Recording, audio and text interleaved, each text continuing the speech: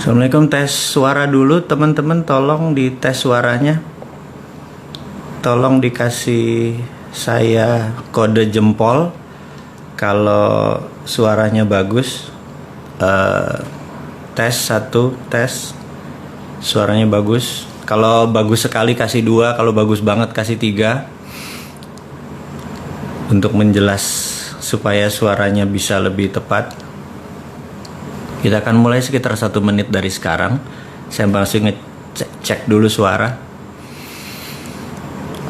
Teman-teman yang di rumah, yang di manapun di seluruh Indonesia, mohon kabarnya.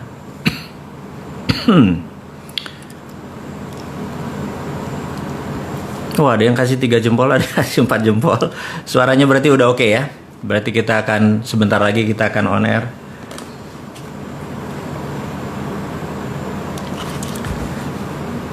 Oke, saya nyari bolpen dulu. Biasa penyakit ini, penyakit generasi kolonial. Apa-apa harus dicatat, apa-apa harus ada kertasnya. Dan ini penyakit lama dari saya. Saya selalu apa-apa bawa buku. Jadi di sini ada buku, ada bolpen gitu ya, untuk teman-teman untuk saya bisa mengupdate. Oke, baik, sahabat semua. Ini jam berapa? Baik. Oke, assalamualaikum warahmatullahi wabarakatuh. Dimanapun sahabat Indonesia berada, salam NKRI garis lucu. Selalu semangat, selalu sukses buat Anda. Dan tidak lupa di momen halal bihalal melalui udara ini, saya menyatakan selamat Idul Fitri. Mohon maaf lahir batin jika kesontoloyoan saya membuat orang tersinggung, membuat buzzer turun gunung, mendadak menyerang semua gitu ya. Kepada buzzer dan kepada haters, saya juga ucapkan mohon maaf lahir batin, karena tanpa Anda saya tidak berada di posisi seperti ini. Jadi kalau fans, saya nggak yakin saya punya banyak penggemar. Yang ada adalah orang-orang yang mungkin mengikuti saran-saran saya saja, bukan sebagai fans. Sahabat semua, kita akan mulai dengan pengumuman dulu sebelum topik acara kita hari ini. Topik acara hari ini adalah old system doesn't work, gitu ya. Kira-kira terjemahan bebasnya adalah sistem yang lama itu nggak pernah berjalan dengan baik. Jadi sebelumnya ada pengumuman dulu dari panitia, dari Business Hack, dari teman-teman yang mensupport saya selama ini. Sudah tahun keempat. Luar biasa kalian semua. Dan saya juga mengucapkan kepada seluruh organisasi saya yang bermitra dengan saya, baik langsung dan tidak langsung, selamat Lebaran, mohon maaf lahir batin semuanya. Pengumuman nomor 1 adalah buku Mardigu mulai didistribusikan adalah awal Juni. Jadi bagi mereka yang sudah memesan, mohon maaf kemarin terhambat karena masalah Lebaran, dan sekarang sudah bisa didistribusikan. Juga video narasi Road to Billionaire yang ada subliminal programnya, ini juga sudah bisa didistribusikan mulai awal Juni ini. Dan buku baru yang mengkritik kaum milenial yang nggak punya akhlak, yang nggak punya attitude, yang nggak punya integritas. Bukannya salah, mereka perlu diajari. Buku baru tersebut adalah Bisnis Nggak Seanjing Itu Kawan. Ini juga sudah siap diterbitkan. Dan saya sebelum Lebaran ada pekerjaan saya diminta oleh beberapa teman, yaitu menulis buku Grand Theft Ferrari. Jadi sahabat semua tahu kalau mengikuti di Facebook, Grand Theft Ferrari baru 10 bab saya selesaikan. Dan untuk menyelesaikan buku tersebut kira-kira memakan 25 bab kira-kira. Dan sahabat semua tahu bahwa saya bukan penulis profesional, saya hanya penulis amatir. Kalau saya lagi stres, saya ngambil ketikan, saya mengetik dan mencurahkan ekspresi saya ke buku tersebut. Kalau saya ke diary saya dulu sebagai orang kampung ya, teman-teman yang angkatan saya nih, angkatan kolonial ini, kami TV aja masih ada satu TVRI aja gitu ya, dan masih hitam putih. Bisa dibayangkan kalau kita tinggal di kampung dulu. Saya di Palembang, di Sumatera Selatan, di Pendopo, Lirik, Prabu Mulih dan lain sebagainya. Kemudian pindah ke Balikpapan, beberapa lama di sana, SMP saya di sana. Jadi bisa dibayangkan tempat sepi, hutan, ikut orang tua sebagai ya ekonomi garis bawah lah gitu ya. Maka hiburan yang paling enak adalah saya waktu itu adalah membaca buku dan menulis diary. Jadi itu hiburan saya yang paling banyak. Jadi menulis itu adalah bawaan saya dari kecil, menulis diary. Kemudian di tahun 2009 sahabat saya memperkenalkan saya dengan Facebook. Kemudian disitulah saya menumpahkan diary saya. Tetapi karena ini sifatnya publik, saya tidak menggunakan nama asli atau lokasi asli, tapi peristiwanya asli.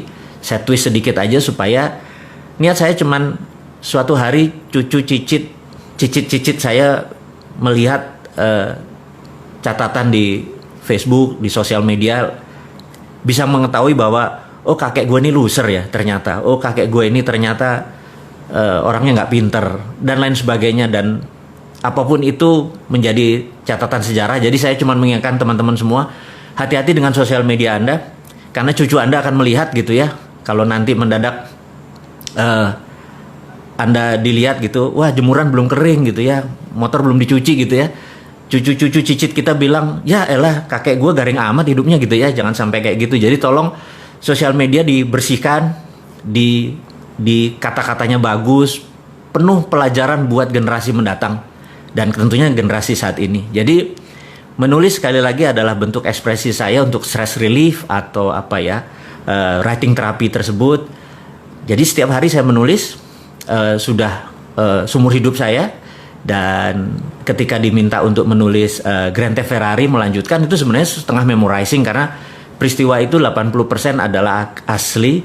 Kemudian saya sadur, kita gunakan bahasa yang lebih populis. Juga beberapa sahabat saya tidak mau namanya ditulis dengan asli atau kejadiannya asli, saya harus edit ulang gitu ya. Terus tapi orang-orangnya ada, sahabat saya semua ada kisah nyata tersebut. Dan yang menarik adalah ketika kemarin saya dalam perjalanan menuju ada satu sahabat saya untuk makan siang. Saya lagi makan siang, dia mengingatkan, Mas, itu Grand Theft Ferrari kalau bisa punya 3 ending. Saya bilang 3 ending gimana gitu. 3 ending tuh karena saat ini di Netflix, di segala macam itu ending itu bisa diatur. Saya bilang diatur gimana? Jadi endingnya bisa pilih. Ada versi A, versi B, versi C. Maksudnya gimana? Jadi versi A happy ending, versi B tragis gitu ya. Terus versi C misalnya bersambung gitu ya. Nah, saya pikir menarik juga kita bisa memilih endingnya sesuai dengan apa yang kita mau. Saya pikir ini genre baru gitu ya. Bagi saya jadi challenging gitu ya, menulis jadi challenging. Terus di tengah-tengah itu ada sahabat saya bilang, kenapa nggak buat film sekalian? Saya bilang, kenapa harus buat film? Kebetulan dia adalah produser dan sudah 18 film yang dia produser, namanya L gitu ya, saya nggak sebut namanya. Gue biayain deh, saya bilang, ntar dulu. Ini genrenya Grand Theft Ferrari itu bukunya adalah romance, thrill, tegang dan romance gitu ya. Wah nggak laku tuh katanya kalau model-model begitu, harus lucu. Jadi saya bilang, nah ini ada sahabat semua, ini kita belum masuk topik ya, kita cuman memberikan prolog awal bahwa Grand Theft Ferrari itu menjadi challenging buat saya. Untuk pertama kali dalam hidup saya menulis langsung 2. Jadi 1 untuk buku Grand Theft Ferrari yang akan diterbitkan di dalam bentuk cetakan. Yang kedua, saya membuat langsung skrip filmnya, karena skrip film ini bentuknya dialog. Kalau kita menulis dengan novel itu peristiwanya harus kita rinci sehingga seorang bisa ngefeel gitu ya, rincikan momennya, situasinya, ketegangannya dan lain sebagainya. Tapi kalau membuat skrip film itu bukan sekedar menulis peristiwanya di mana, tapi juga kita membuat dialognya, karena banyak dialog. Jadi saya menulis langsung 2, jadi belum pernah dalam sejarah hidup saya menulis langsung 2, jadi dipakai 2 komputer. Yang satu saya menulis tentang Grand Theft Ferrari yang thrill, yang tegang dengan romance. Di sebelahnya adalah skrip film yang komedi romantik gitu. Jadi saya harus ketawa, saya harus lucu, saya harus romance, di sini saya harus romance tapi tegang gitu ya. Jadi saya menjadi punya kayak orang split personality gitu. Tapi ini challenging. Teman-teman semua mudah-mudahan nanti bisa menikmati kita diskusi kita tentang Grand Theft Ferrari, dan ini adalah the other side of seorang bosman gitu ya. Seorang penulis, pembaca buku, itu adalah cita-cita dari kecil saya adalah ingin menjadi profesional penulis. Dan sampai saat ini saya nggak mengklaim diri saya sebagai profesional, masih penulis amatir. Karena bagi saya kalau penulis profesional itu mungkin udah buat laku bukunya udah ratusan ribu atau mungkin jutaan gitu ya. Oke, sahabat semua, terakhir dari pengumuman hari ini sebelum kita masuk ke topik kita adalah ucapan bela sungkawa saya terhadap tindakan rasisme oleh polisi di Amerika dan gerakan-gerakan rakyat kulit berwarna yang menentang rezim Trump, yang Trump sangat superior white supremacist, dan ini terjadi puncaknya akhirnya setelah 3,5 tahun berkuasa. Mereka repress, memendam, dan akhirnya meledak juga di seluruh tempat di Amerika. Dan ini adalah atas nama humanitarian, atas nama kemanusiaan. Saya pribadi mengucapkan bela sungkawa. Jangan sampai itu terjadi di dunia ini lagi, karena manusia apapun rasnya, kita adalah satu rasa dan satu humanitarian, dan humanitarian itu di atas nation. Jadi sekali lagi teman-teman, humanitarian adalah hak semua manusia dan itu di atas nation. Jadi masalah human right ini saya concern sekali atau peduli sekali, terutama masalah rasisme seperti ini. Dan kemudian di China juga beberapa human right masih bermasalah. Jadi 2 negara besar yang lagi bertarung itu punya masalah dengan human right, dan kita harus mengingatkan mereka semua bahwa ke depan Indonesia tidak ada boleh bermasalah dengan human right, termasuk hak manusia bebas berbicara dan lain sebagainya gitu ya. Anda bisa lihat bahwa beberapa orang yang mengkritik saya, menghujat saya, hate saya juga, saya nggak ada masalah buat sama mereka. Saya tetap mencintai mereka. Mereka adalah putra bangsa yang terbaik. Mereka juga ingin memberikan terbaik. Mungkin karena nggak kenal aja dengan saya juga nggak pernah bermasalah dengan dia, dengan masalah dengan keluarganya, bisnis kita juga nggak pernah bertabrakan. Tapi kadang-kadang ya mungkin karena dibayar dan harganya cocok dan mereka perlu makan, jadi buzzer, jadi menerima uang tersebut. Saya maafin aja semuanya karena mereka nggak tahu gitu ya tujuannya apakah Bosman ini, mereka takut sekali Bosman ini akan berpolitik gitu ya. Saya garansi sahabat semua, saya nggak akan masuk ke dunia politik. Saya hanya seorang yang banyak baca buku, saya banyak berdiskusi. Sahabat saya yang memiliki kepakaran itu banyak, dan kita menggunakan bahasa populis di sosial media, di YouTube, hanya untuk mendidik sahabat semua agar nanti tahun 2024 nanti Anda memilih yang terbaik. Kalau perlu Andalah orang-orang tersebut yang menjadi terbaik. Nggak ada niat saya untuk menjadi fronting atau orang di depan, tetapi keilmuan saya akan berikan kepada Anda semua. Hati saya tulus, Anda bisa lihat bahwa saya nggak ada niatan apapun. Saya pebisnis as usual. Saya adalah orang yang orientasinya adalah make people happy.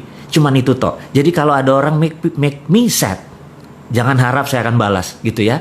Jadi sahabat semua, saat ini memang banyak yang menyerang Bosman. Saya mengerti.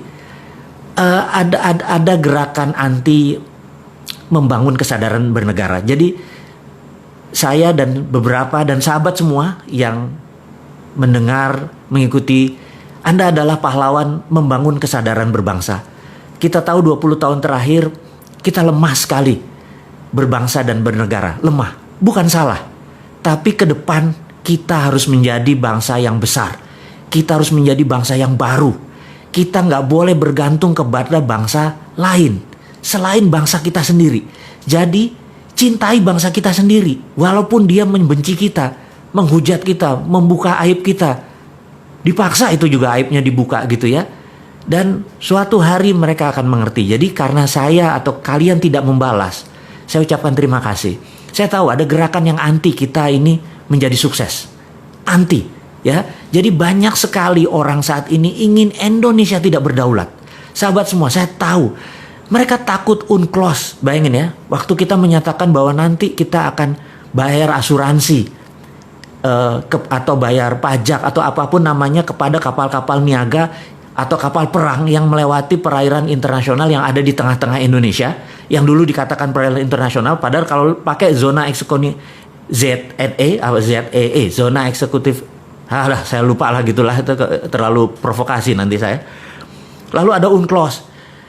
Saya bilang, Bapak Ibu, sahabat semua yang menyatakan ada UNCLOS yang lewat di Indonesia melalui peraturan internasional, maka saya katakan, sewaktu kita mengatakan printing money, kita itu melawan IMF. Kita dari pertama sudah mengatakan bahwa capek kerja sama IMF itu. Yuk kita berani berdaulat dengan printing money. Caranya saya ajari. Sabar ya, saya ajari. Pasti. Banyak kok tim-tim yang bisa mengajari tentang modern monetary theory. Dan ini semua tentang printing money. Jadi IMF aja kita lawan. Kenapa UNCLOS nggak kita lawan? Kita harus lawan bahwa kita mau berdaulat. Jadi bagi hasil, Jo. Gitu ya intinya ya. Kamu lewat kan kamu dapat untung. Bagi hasil. Tainya kamu buang di Indonesia. Minyaknya kamu buang di Indonesia. Kotor itu laut Indonesia. Nelayan kami jadi kehilangan laut, potensi lautnya. Gara-gara lu lewatin semua dengan ribuan tonase kotoran yang dibuang. Bayar asuransinya. Mosok dibilang kita nggak tahu UNCLOS. Saya tahu UNCLOS. Saya baca UNCLOS. 18 tahun di dunia bidang yang sama tersebut, tahu hal-hal seperti itu. Tapi demi bahasa populis, jadi kita tidak usah membuat kata-kata yang menjadi detail, menjadi terlalu sains. Anak-anak milenial, ya, saya tahu Anda seumur saya lah yang orang-orang komplain itu. Anak-anak milenial nggak baca buku. Lebih baik kita ajarkan yang ringan-ringan aja gitu ya. Kemudian kita tahu saat ini takut sekali modern monetary dijalankan oleh kita. Takut sekali bahwa kita akan menggunakan sovereign wealth fund. Ya, sekedar mengingat sahabat semua, adik-adikku mungkin ya, Anda semua di bawah saya, umurnya saya ini kolonial. Saya menyatakan bahwa saya titipkan bangsa ini kepada Anda. Saya ajarin apa itu SWF. SWF adalah Sovereign Wealth Fund. Tahun 70-an, Pak Ibnu Sutowo pernah menggunakan SWF ini. Dia dulu namanya kalau nggak salah Kuda Laut. Kuda Laut ini adalah BUMNK, Badan Usaha Milik Negara Khusus. Jadi anggap sekarang ini SKK Migas. Satuan Kerja Khusus Migas itu sebenarnya BUMNK, Badan Usaha Milik Negara Khusus. Jadi Kuda Laut adalah BUMNK di mana sebagian minyak di forward oleh Pak Ibnu Sutowo dan uang yang diterima di depan itu untuk membangun Krakatau Steel dan beberapa industri penting, karena sekali lagi tanpa industri Indonesia tidak menjadi negara berdaulat. Jadi karena waktu itu kita nggak punya uang, kita menggunakan strategi SWF. Jadi secara jurisprudensi, secara bahasa hukum, SWF itu pernah dilakukan dan SWF adalah pelaksanaan pengejawantahan pasal 33 dalam arti sebenarnya. Jadi kalau kita mengatakan ini adalah ekonomi Pancasila dengan mempraktekkan pasal 33, SWF itu match atau cocok. Jadi aset negara masih milik negara. Jadi contohnya gini, Freeport ya. Freeport itu ada di Grasberg misal wilayahnya misalnya. Itu 100% diambil negara saja. Kemudian Freeport ya kayak hotel operatornya saja, dia mau operate. Asal throughput, asal keluar kita bayar gitu ya. Kemudian misalnya tambang minyak, tambang batu bara dan lain sebagainya semua milik negara. Kalau sekarang kan dia pakai swasta dan swasta jaminan tadi yang wilayah tadi dijaminkan ke bank atau dijaminkan ke lembaga keuangan, mereka uangnya dapat di mereka kan, kita dapat dari pajak. Jadi kalau ke depan kalau benar-benar ingin menerapkan SWF Sovereign Wealth Fund sebagai strategi untuk membangun ekonomi, itu bisa membuat Indonesia berdaulat. Tapi sahabat semua, ada kelompok orang yang tidak ingin SWF itu dipakai. Indonesia bisa menjadi negara berdaulat gitu ya. Kemudian lagi, kita mempromosikan TINA. TINA adalah there is no alternative. Anda bayangin, there is no alternative itu adalah sebuah gerakan ekonomi. Pada saat kita lakukan, orang nggak punya alternatif lain kecuali melakukan itu. Contoh ya, kita tahu ada 5.600 triliun uang di bank saat ini. Jadi Anda yang taruh 1 miliar di bank, ada yang 1 triliun di bank, Anda dapat deposito bunganya misalnya 50 miliar setahun. 1 miliar itu uang 1 triliun tadi Anda dapat 50 miliar. Anda bayangin, kalau seandainya TINA diterapkan, there is no alternative, di mana bunga deposito adalah 0 gitu ya, apa yang terjadi? Anda yang biasanya punya 1 miliar setahun, 50 miliar setahun, karena uang Anda banyak sekali, saya nggak tahu dapatnya dari mana, mendadak Anda nggak dapat income. Apa yang Anda lakukan? There is no alternative. Nah, karena itu nggak ada alternatif lain, uang itu keluar. Setengahnya mungkin keluar dan langsung menjadi sektor-sektor real. Langsung menjadi bantu UKM, bantu tanah, langsung dia berusaha. Dan itu ekonomi muter dalam seketika. Jadi sahabat semua, itu adalah TINA. Dan ada satu hal lagi yang membuat saya sejak tahun 99 begitu IMF berdaulat. Sekali lagi ya, saya ini bukan melawan IMF, saya hanya men-challenge IMF supaya kita bisa menjadi negara berdaulat. Salah satunya adalah sistem perbankan ini saat ini adalah aset based loan. Aduh, maaf ya sahabat semua kalau saya ngomong kecepatan saking semangatnya gitu ya. Kalau ketemu Anda semua tuh saya tuh rasanya alive gitu, karena hidup saya adalah untuk Anda semua gitu ya. Nah, ada namanya aset based loan. Aset based loan ini begini. Kalau Anda pinjam bank atau pinjam apapun, entah bank syariah, entah bank apapun, maka bank akan bertanya, ada jaminan nggak gitu ya? Itu namanya asset based loan. Tapi dulu sebelum tahun 99, kita boleh namanya project based loan. Misalnya Anda adalah tukang las, saya lagi buat pekerjaan di rumah saya untuk ngelas pagar, nilainya 100 juta, itu contoh aja gitu ya. Kemudian dengan kontrak saya ini Anda datang ke lembaga keuangan nggak minta aset, tetapi lihat, oh si bosman ini ada duit nggak? Oh ada tuh, dia sedikit tuh, kalau 100 juta aja berarti ini bagus gitu ya. Apa yang dilakukan? Dia membiayai berdasarkan kontrak, jadi namanya project based loan, nggak minta aset dia. Nah saat ini kalau Anda punya 3 geprek, misalnya ayam geprek, Anda mau buat tabang keempat, sementara 3 lokasinya Anda tempatnya sewa, tempat keempat juga sewa. Aset Anda nggak ada, tetapi kalau project based loan, revenue Anda, profit Anda itu bisa dibiayai. Nah, saya pengen perbankan itu mengubah lagi bahwa project based loan boleh gitu ya, jangan sampai hanya aset based loan. Nah, Anda tahu bahwa kita membangun santara.co.id. Santara itu adalah kecil, tapi seberapa cepatnya kita membangun ekonomi Indonesia dengan Santara saja. Santara adalah project based, bukan loan, karena Santara tidak loan. Project based bagi hasil. Jadi saya pikir ada yang seleranya bagi hasil. Nah, ada yang seleranya mungkin loan, itu selera Anda semua. Loan syariah Anda aturlah itu semua. Tetapi kalau bisa project based loan, ekonominya maju. Jadi sekali lagi, begitu TINA diterapkan, there is no alternative, dan boleh project based loan, ekonomi Indonesia akan tumbuh dengan cepat. Dan terakhir yang saya promosikan adalah, saya tahu orang nggak pengen lagi, sekali lagi, banyak orang nggak pengen ada kekuatan Indonesia yang ketika yang keempat yang kita usulkan ini, yang Bosman usulkan, yang sahabat semua mungkin akan belajar, adalah tentang tiara. Tiara adalah there is other reasonable alternative. Jadi kalau TINA nggak dikerjakan, tiara aja. Tiara adalah dedolarisasi. Kita nggak perlu dolar, dedolarisasi. Jadi seperti dinaran sahabat semua, dinaran.id, ini adalah dedolarisasi. Rupiah Anda punya kolateral emas, dan di mana rupiah kolateral emas itu Anda bisa menabung. Tapi Anda kalau mau transaksi, Anda tinggal pindahin, mau pindah ke Dana, mau pindah ke OVO, mau pindah ke rekening Anda di bank lain, tapi ada fee-nya tentunya, atau pindah ke Dinaran Card, ada debit card, itu pindah, Anda transaksikan karena debit card pakai GPN, Anda bisa transaksikan dimanapun di seluruh Indonesia. Dan ini adalah solusi-solusi kecil daripada Bosman ini sebagai provokator doang, ngomong doang, nggak ada konsep. Saya nggak mau dibilang kayak gitu.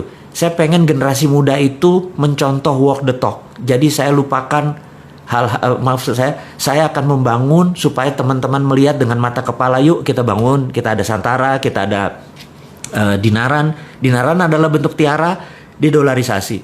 Jadi sekali lagi teman-teman, Dinaran adalah personal SWF. Jadi kalau ini hanya sebagai contoh, suatu hari begitu mereka ngerti, mungkin banyak pejabat negara menyatakan, apa sih sovereign wealth fund itu, dia belajar nggak terlalu sempat karena pekerjaannya terlalu sibuk gitu ya. Jadi Dinaran itu personal sovereign wealth fund. Jadi begitu Anda taruh, Anda punya underlying, uang Anda punya underlying gitu ya. Nah, suatu hari begitu mereka mengerti, oh itu yang maksudnya personal personal sovereign wealth fund, sehingga negara juga bisa dong punya sovereign wealth fund untuk printing money. Apapun itu akhirnya melek juga gitu ya. Sekali lagi sahabat semua, ini adalah contoh-contoh yang akan kita kerjakan ke depan. Kita tahu banyak yang gak suka. Jadi orang yang menyerang kita ini, menyerang saya, menyerang Anda semua, itu kebanyakan mereka tidak ingin Indonesia berdaulat. Percayalah, behind cara mereka berpikir, mereka adalah putra bangsa yang gak ngerti apa yang mereka kerjakan. Mereka mengkritik aja bisanya tanpa solusi. Jadi yang mereka takut kita melawan UNCLOS. Mereka takut kita menerapkan MMT. Mereka takut kita menjalankan TINA. Sehingga Indonesia menjadi berdaulat. Sehingga Indonesia lebih besar dari Cina. Indonesia lebih besar dari Amerika. Mana mau. Di belakang mereka itu adalah provokator-provokator yang pro negara tadi, yang mereka sendiri tidak tahu menjadi pion-pion dari prinsip-prinsip bernegara asing tadi. Jadi ke depan, apa yang dilakukan? Kita harus menyatakan bahwa kita harus punya sistem baru. Sistem baru. Kenapa? Karena old system doesn't work. Gitu ya, ini yang harus diingatkan. Old system doesn't work. Nah, kita akan mulai dengan old system doesn't work. Suatu hari, ini dongeng ya, ngapunten ya, kita dongeng sedikit. Suatu hari tahun 2017 awal, saya bertemu sama sahabat saya. Beliau adalah salah satu One Team Press, Dewan Penasihat Presiden waktu itu. Kita diskusi santai. Jadi saya tanya, Bu, gitu ya, saya sebut aja nama ya, Bu, waktu 2016 tuh kalau nggak salah AP ya, Anggaran Pendapatan Belanja Negara, APBN gitu ya, Anggaran Pendapatan Belanja Negara. APBN itu pendapatannya turun, belanja negaranya naik, jadi ada gap sekitar 300 triliun, bener nggak? Oh iya bener Mas. Terus bagaimana cara nutupnya? Ya kami pinjaman gitu. Oke. Terus 2017 ini, waktu itu 2017 kayaknya naik Bu, pendapatannya makin turun dan belanja negaranya naik gitu. Terus apa solusinya gitu? Wah ini Mas, nggak tahu nih Mas. Saya bilang, waduh, ada saran. Nah ini dia, Sontoloyo diminta saran coba ya. Saya pikir, ya ngapunten Bu, ini cuman saran ya Bu. Saya bilang gitu. Saya ini kan punya tanah Bu, gitu ya, nggak besar, sekian hektar gitu di Pasuruan, tapi kebetulan tanah ini di sekitarnya ada gas dari HCML, dari Husky Sinok Bu. Terus gimana? Saya tuh kepikiran Bu, gimana kalau kita buat smelter, karena udah ada tanah, ada gas, gimana kalau kita buat smelter? Smelter apa Mas? Smelter Freeport Bu, copper smelter. Loh, kan sekarang Freeport kirim ke Okinawa, kirim ke Sumitomo. Iya Bu. Jadi gini Bu, saya bilang tolong terbitin yang namanya DMO. DMO adalah singkatan dari Domestic Market Obligation. Oke, DMO ya. Jadi kalau kamu dapat DMO gini, saya bilang kalau saya dapat DMO, maka Domestic Market Obligation itu terjemahannya adalah gini. Freeport tidak boleh mengekspor koper konsentratnya sampai kebutuhan domestik terpenuhi gitu ya. Itu peraturan WTO, jadi domestic market obligation. Jadi begitu kita membangun koper smelter tadi, kemudian pegang DMO, maka Freeport harus mengisi dulu ini baru dia ekspor. Nah, saya ini kan termasuk orang yang nggak setuju diekspornya bahan mentah koper doang, padahal di dalam koper konsentrat tadi itu kan ada gold, ada platinum, ada uranium dan lain sebagainya gitu ya. Ini. Nah, kemudian apa yang dilakukan oleh DMO ini? Jadi dengan adanya DMO Bu, saya bilang gitu ya, dengan adanya Domestic Market Obligation, saya bisa nyari pinjaman. Modalnya berapa? 2 billion dolar. Mas punya 2 billion? Punya Bu. Wah ini kan agak gila. Punya 2 billion gimana caranya gitu? Gini Bu, dengan DMO, saya minta 1 juta koper konsentratnya Freeport tidak dikirim tapi masuk ke pabrik kita akan bangun dengan sekitar 30 triliun. Investasinya sekitar 2,2 billion US dollar waktu itu. Duitmu dari mana? Gini Bu, nanti kan kita akan menghasilkan 100 ton emas per tahun. Dikalikan 20 tahun kan 2 ton. Nah Bank Indonesia ambil yang 2 ton tadi sebagai jaminannya. Lalu Bank Indonesia terbitin bond Bu. Bond. Jadi Bank Indonesia nggak usah keluarin duit. Terbitin aja bond. Selama 20 tahun ke depan nilainya 6 billion dolar. Nah dengan bond 6 billion dolar itu Bu, saya ke pasar internasional saya bisa cari duit untuk membangun 2,2 billion. Jadi saya moderat, modal dengkul urat Bu gitu. Oh ibunya ngakak gitu ya. Oke saya paham. Nah dengan demikian kita 2 ton emas tadi kita bisa printing money Bu. Ibu bisa nyetak seperti sekarang 5 kali lebih banyak dari printing money dan kita nggak berhutang gitu ceritanya. Oh aku paham katanya, aku paham gitu ya. Jadi itu adalah prinsip saya berkontribusi. Tapi terus ada proposal. Ada Bu, saya udah siapin 1 lembar. Oke, nanti saya diskusikan hal ini gitu ya. Nah, sahabat, singkat semua, saya pamit dan nggak lama kemudian 1 bulan, 2 bulan lewat, saya tanya, Bu, gimana usulannya?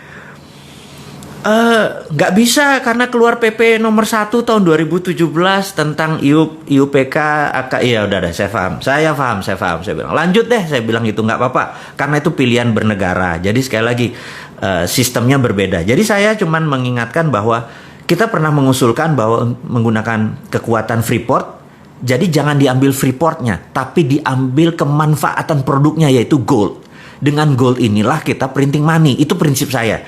Tapi sekarang lebih memilih mengambil Freeportnya, pakai pinjaman hutang, dan kemarin utangnya saya nggak tahu gimana bayarnya karena Freeport juga produksinya nggak terlalu bagus. Utang investasi kita nggak balik-balik. Saya nggak ngerti sekali lagi. Kalau saya punya muscle knowledge berbeda, ilmu pengetahuan saya berbeda, cara strategi berbisnis saya berbeda, lebih baik saya membangun copper konsentrat, membangun copper smelter di Indonesia, di mana hasilnya sekitar 500.000 limbah dari itu diambil Petrokimia Gresik, dan itu bisa menerbitkan urea. Jadi produk ini sebenarnya sangat integrated, tapi sekali lagi saya udah lewat. Saya cuma menceritakan bahwa sahabat semua, ini hanya membuktikan bahwa old system doesn't work, alias sistem lama itu nggak bekerja. Kita mau challenge ya, kita mau challenge. Apakah jarak orang kaya sama orang miskin sekarang mendekat dengan old system? Enggak kan? Apakah saat ini orang semuanya sehat dengan sistem yang ada? Enggak kan? Apakah sekarang ini orang lebih baik kehidupannya dengan old system? Enggak. Jadi kalau old system doesn't work, kenapa kita masih mempertahankan? Itu challenge-nya. Nah, apa yang harus kita lakukan? Jadi menurut saya ini adalah tema garis besar kita bertemu adalah cara cerdas bernegara. Cara cerdas bernegara adalah ubah sistemnya. Tapi kita harus konstitusional ya, bukan ngelawan terus menggunakan perusahaan. Enggak. Itu bukan anak milenial. Anak milenial itu santuy, seru gitu ya. Dan kita juga caranya dengan mempromosikan prinsip-prinsip kita bahwa kita akan menjalankan TINA, kita akan menjalankan printing money, kita akan menggunakan potensi geopolitik dan geostrategi negara kita. Dan ini adalah kekuatan anak bangsa. Sekali lagi, bukan bergantung pada asing. Saya adalah orang yang tidak setuju dengan printing money. Pinjam uang. Capek minjem uang itu. Anda tahu ya. Bayangin misalnya saya punya usaha gitu ya. Modalnya itu kan pasti pinjam. Dan ternyata kerjanya adalah untuk bank. Capek kerja kayak gitu. Jadi seharusnya kan bagi hasil gitu ya. Baik sahabat semua. Jadi kita ke depan adalah mempromosikan aset based loan. Saya ini hari ini nggak fit banget ngomongnya salah semua. Kita akan mempromosikan project based loan, bukan aset based loan. Kita akan menjalankan TIARA, there is other reasonable alternative atau dedolarisasi. Kita nggak mau bergantung pada dolar. Salah satunya adalah tool yang kita bangun. Jadi sahabat semua, saya merasa pertemuan kita tidak usah panjang-panjang. Yang penting poinnya kita dapat. Jadi ke depan saya akan banyak mengajarkan tentang yang lebih detail lagi, cara cerdas bernegara. Hari ini kita hanya membicarakan karena santai, karena kita akan mulai bentar lagi PSBB akan dibuka. Saya pikir kita akan mulai business as usual. New normal Anda akan praktekkan dan Anda udah tahu itu apa new normal gitu ya. Kalau nggak tahu Anda lihat aja si Sunda Empire, itu udah dari dulu menceritakan tentang new normal gitu ya. Joke sedikit boleh di ujungnya, jangan serius-serius amat gitu ya. Jangan kayak para buzzer serius gitu yang ngeliatin Bosman mau jadi presiden gitu. Lupain, Bosman nggak mau jadi presiden. Tapi followernya Bosman atau orang yang mendengarkan Bosman pasti bisa jadi presiden gitu ya. Sahabat semua, saya ucapkan di akhir kata ini adalah mohon maaf lahir batin sekali lagi. Waktu kita hanya sebentar saja, 30 menitan cukup. Mudah-mudahan kita bisa mendapatkan saripati pelajaran hari ini, di mana hari ini saya ulangin lagi, kita harus berani melakukan regulasi baru tentang orang yang lewat selat dan perairan di Indonesia. Harus kita ambil pajak atau ambil asuransi. Kedua, kita akan menjalankan printing money dan lain sebagainya. Sahabat, saya nggak lama-lama, saya sekali lagi hanya akan fokus di pelajaran hari ini adalah old system doesn't work. Saya akan men-challenge Anda semua untuk sistem-sistem baru tersebut. Saya akan memberikan alamat email saya untuk Anda mengirimkan project-project Anda yang akan saya endorse, yang akan saya dalam tanda petik masuk ke dalamnya. Saya sangat minat membangun Anda semua, bisnis bersama Anda semua, dan usahakan bisnis itu mempunyai new model yang baru. Saya akan pasang alamat email saya di wall di IG. Akhirul kalam. Terima kasih buat Anda semua, sukses buat Anda semua, sehat buat Anda semua, semangat buat Anda semua, cintai NKRI ini, jangan pernah lelah mencintai negara kita ini, jangan pernah lelah dan jangan menuduh apapun kepada siapapun. Sukses buat Anda semua. Assalamualaikum warahmatullahi wabarakatuh.